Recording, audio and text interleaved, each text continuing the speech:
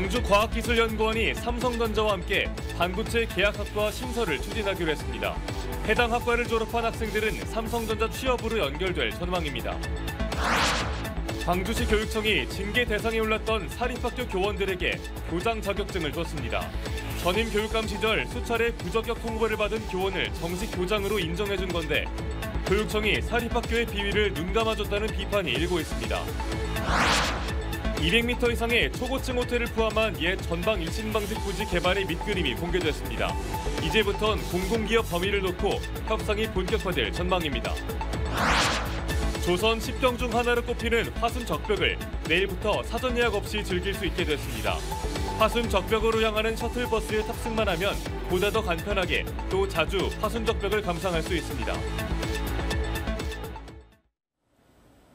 여러분 안녕하십니까? KBC 8시 뉴스입니다. 광주과학기술연구원이 삼성전자와 함께 반도체 계약학과 신설을 추진합니다. 해당 학과를 졸업한 일부 학생들은 삼성전자 취업으로 연결될 것으로 기대돼 많은 관심이 쏠리고 있습니다. 박성호 기자의 보도입니다.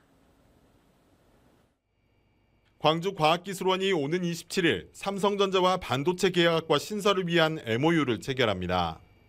강기정 광주시장은 삼성전자 C랩 아웃사이드 광주 캠퍼스 개소식에서 다음 주 지스트 반도체학과 신설 협약식이 열릴 예정이라고 언급했습니다. 다음 주에 있는 지스트와 삼성의 계약학과 협약식이고 계속 이어질 거라고 생각하는데 반도체 계약학과는 산업교육진흥 및 산학협력법에 따라 기업과 대학, 지방자치단체가 협의해 운영하는 학위과정으로 반도체 인력을 집중 육성하는 게 목적입니다. 지금까지 카이스트와 포스텍, 연세대, 고려대 등 국내 유수대학 7곳에서 반도체 계약학과를 운영해왔습니다.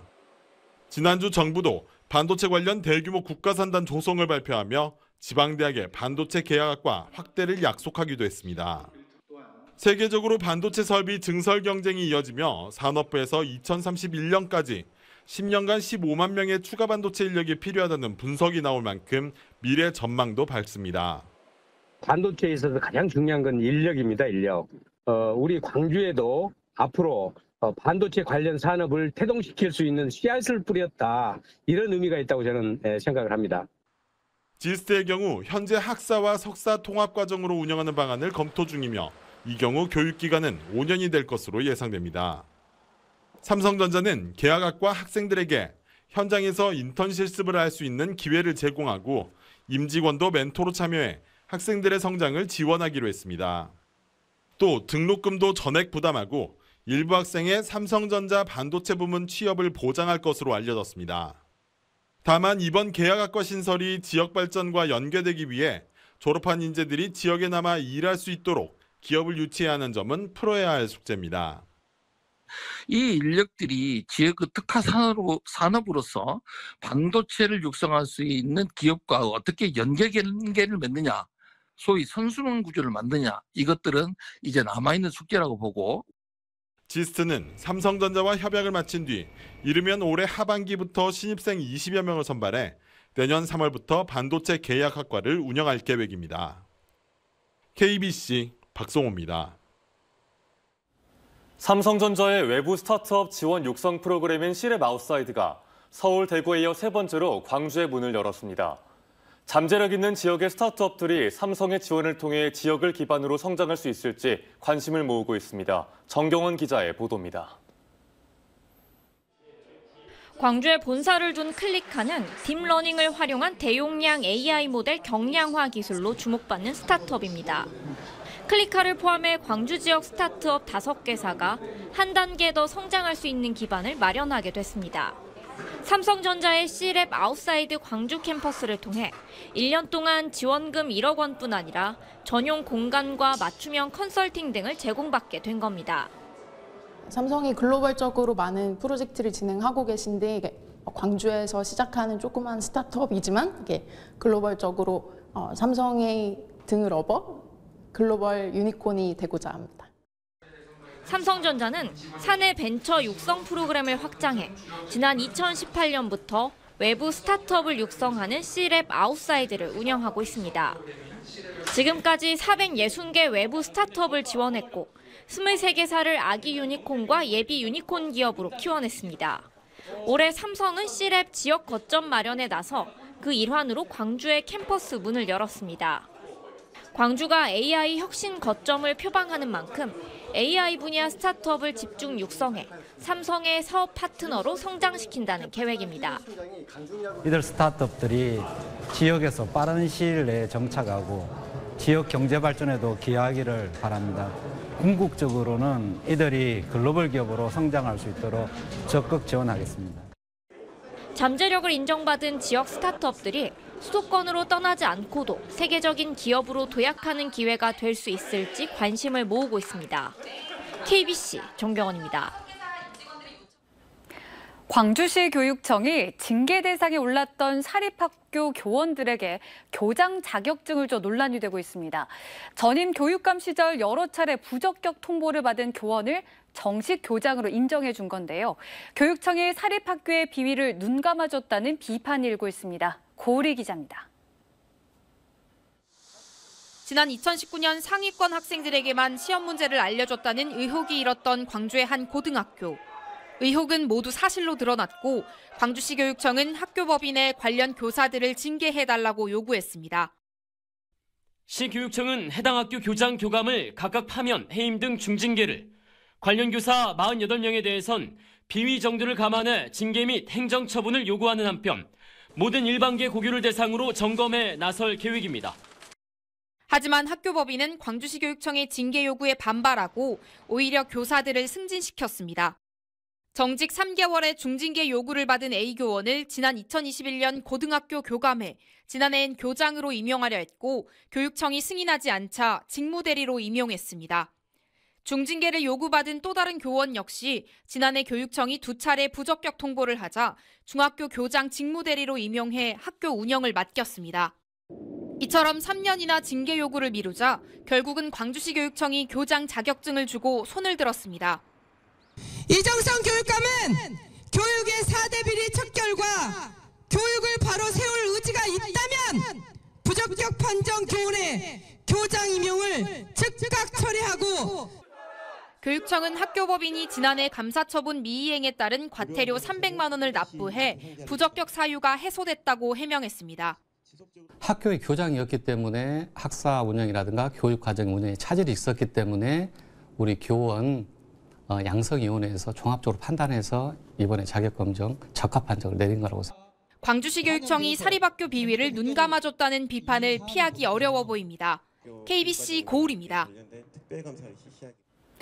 200m 이상의 초고층 호텔을 포함한 옛 전방 1신방직 부지 개발의 밑그림이 공개됐습니다. 사실상 이제부터 협상이 본격화되는 건데 관건은 역시 공공기업 범위입니다. 정희진 기자입니다. 전일방 부지 개발의 밑그림이 될 국제설계공모 당선자 모두를 위한 도시입니다. 광주시는 걸어서 15분 안에 복합 쇼핑몰 등 생활 기반 시설을 이용할 수 있도록 설계한 부분을 높이 평가했습니다. 향후 이 설계를 토대로 200m 높이의 초고층 호텔과 더 현대 광주, 주상복합 건물 등에 대한 구체적인 그림을 그려나가겠다는 계획입니다. 오늘 이 마스터 플랜은 토지 이용, 그다음에 공간에 대한 구성, 필지들이 있는데 어디에 배치해야 연접되어 있는 땅의 이용도가 더 높아지는가를 담는 겁니다. 토지 이용 계획이 큰 틀에서 확정된 만큼 공공기업 범위를 놓고 부지 개발자인 휴먼스 홀딩스 PFV 측과 양보 없는 줄다리기 협상이 본격화할 전망입니다. 지난달 열린 협상 조정협의회에서도 사업자 측이 공공기업 계획을 내놨는데 토지가치 상승분의 60%를 가져오겠다는 광주시의 입장과는 거리가 있는 것으로 전해졌습니다. 많은 부분은 다뤄졌고 이제 설계공모 나오고 그다음에 공공기업 그것만 하면 다 돼요. 그 두 가지 중요한 거 남은 거기 때문에 한 6, 7월까지는 가능할 거예요. 충수 제한 폐지의 첫 통합 심의 대상이 될 것으로 예상되는 데다 사업도 빠르게 진행되면서 공공성 확보를 위한 광주시의 협상력이 어느 때보다 중요해졌다는 목소리도 나옵니다. 삿바 싸움이 심하게 될 거 아닙니까? 이때 서로 조금씩 양보하고 시민의 입장에서 또 상생적 입장에서 문제를 바라보고 접근해 가야 된다고 생각해요.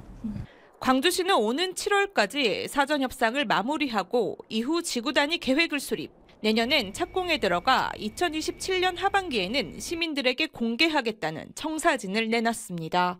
KBC 정의진입니다. 강기정 광주광역시장이 무등산 케이블카와 관련해 아직 추진 계획이 없다고 선을 그었습니다. 강 시장은 오늘 기자들과 만나 설악산 오색 케이블카의 조건부 허가 결정 이후 지역사회 일부에서 제기된 케이블카 설치 요구에 대해 아직 추진 계획이 없다면서 무등산 군부대 이전과 정상 복원을 우선 고민하고 있다고 말했습니다. 최근 무등산 자연환경보존 케이블카 설치 범시민운동본부와 광주 시민사회단체 총연합은 기자회견을 통해 케이블카 설치를 촉구한 반면 환경단체는 설치 반대 입장을 분명히 하는 등 지역사회 의견이 찬반으로 나뉘고 있습니다. 광주 최대 현안인 군공항 이전 특별법이 다음 달 국회에서 처리될 수 있을지 관심이 모아지고 있습니다. 국회 국방위원회 법안심사소위는 지난달 21일 광주 군공항 이전 특별법을 심의했지만 국비 지원과 예비 타당성 조사 면제 조항 등에서 이견을 보여 결론을 내리지 못했습니다. 국방위 법안소위는 쟁점 조항의 조율을 거쳐 다음 달 5일 광주 군공항 이전 특별법 심의에 나설 예정입니다. 반면 광주 군공항 이전 특별법과 쌍둥이 법안으로 불리는 대구 경북 신공항 특별법은 내일 국토교통위 법안심사소위, 23일 국토위 전체 회의와 법사위 심의를 거쳐 오는 30일 본회의 통과가 유력한 상황입니다. 화순 적벽은 경치가 몹시 빼어나 조선 10경 중 하나로 꼽힙니다. 하지만 적벽을 품은 동복댐이 상수원 보호구역으로 지정돼 있어 접근이 제한적으로 허용돼 왔는데요. 내일부터는 보다 더 간편하게 또 보다 더 자주 화순 적벽을 감상할 수 있다고 합니다. 조윤정 기자가 미리 다녀왔습니다. 초록빛 산등성이 사이 우뚝 솟은 기암괴석. 아름다움이 중국 양쯔강의 이서적벽에 버금간다고 해 이름 붙여진 화순 적벽입니다. 다산 정약용과 방랑신 김삿갓 등 당대 명사들은 화려한 풍광에 반해 이곳에서 문학의 꽃을 피우기도 했습니다.